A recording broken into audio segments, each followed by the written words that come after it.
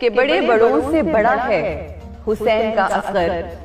بڑے بڑوں سے بڑا ہے حسین کا اصغر، حسینیت کی بقا ہے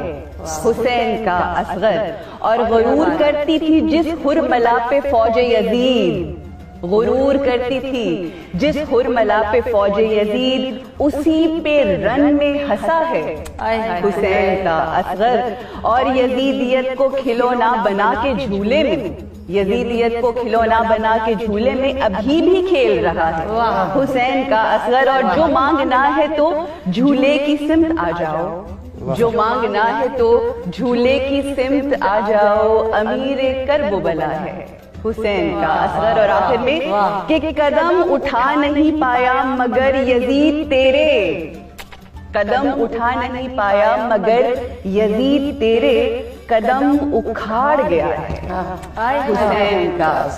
کیا بات! میں یہاں پر صرف دو جملے کہنا چاہوں گی کہ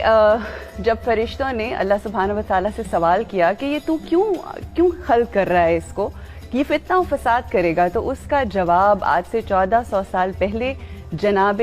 علی اصغر کی صورت میں، اس باب الحوائج کی صورت میں کربلا کے میدان میں ہم دیکھتے ہیں، جب اللہ نے جواب دیا کہ جو میں جانتا ہوں وہ تو نہیں جانتا۔ تو یہ وہ جواب ہے۔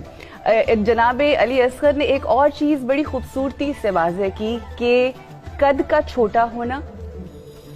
یہ نہیں ثابت کرتا، عمر کا کم ہونا یہ ثابت نہیں کرتا کہ میں علی نہیں ہوں۔ علی کسی بھی روپ میں ہو، علی کی عمر پہ مت جائیے، یہ مت سوچیں کہ آپ کے عمر میں کوئی زیادہ ہے۔ اس علی نے یہ ثابت کیا ہے کہ کم عمر بھی ہو علی ہوتا ہے۔ واقعی میں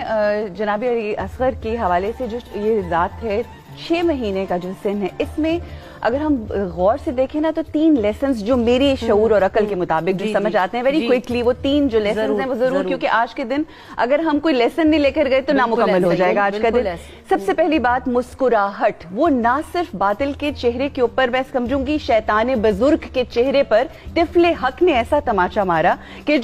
جس کی لالی آج تک دنیا دیکھتی ہے اور اس پہ ہنس رہی ہے۔ ٹھیک ہے، ایک تو یہ بات۔ اب وہ مسکراہٹ بھی ایک بہت بڑا سمبل ہے، وہ مسکراہٹ سمبل اس طرح سے کہ کیسی بھی پریشانی ہو، کیسا ہی باطل کیوں نہ آکے کھڑے ہو، آپ کو چہرے پہ مسکراہٹ لے کر جب آپ حق پہ ہیں تو آپ مسکراتے ہیں، اور کیسی بھی کوئی مشکل کیوں نہ آ جائے آپ نے مسکراہٹوں کا دامن تھام کے رکھنا ہے۔ کیسی بھی کوئی مشکل آ جائے، چاہے وہ عورت ہو، چاہے وہ بچہ ہو، چاہے وہ بزرگ ہو، چاہے وہ کسی بھی پروفیشن سے تعلق رکھتا ہو، یہ مثال ہمیں جناب علی اصغر سے ملتی ہے۔ ایک دوسری بات کہ جب حل من ناصر ینصرنا کی بات آتی ہے، جب مولا نے یہ استغاثہ بلند کیا تو لبیک یا حسین سب سے پہلے کہنے والا اس کربل کے میدان میں جناب علی اصغر تھے، اور وہ لبیک کس چیز کی تھی؟ وہ اطاعت حجت خدا کی تھی، کہ اٹ ڈزنٹ میٹر کہ کوئی 6 مہینے کا ہو یا کوئی 60 سال کا ہو، جب بات آتی ہے حجت خدا کی اتباع کرنے کی، اطاعت کرنے کی، تو ہر کسی نے ہاتھ بلند کر کے لبیک یا حسین کہنا ہے۔ اور تیسری اور بہت اہم بات جو آج کی، اب کل سے ویمنس ڈے بھی سٹارٹ ہو رہا ہے، آج کی عورت کے لیے ایک بہت بڑا پیغام ہے کہ جس نے تربیت جناب علی اصغر شکم مادر سے لے کے کربلا کے میدان میں 6 ماہ تک کیسی کی، کہ جب جناب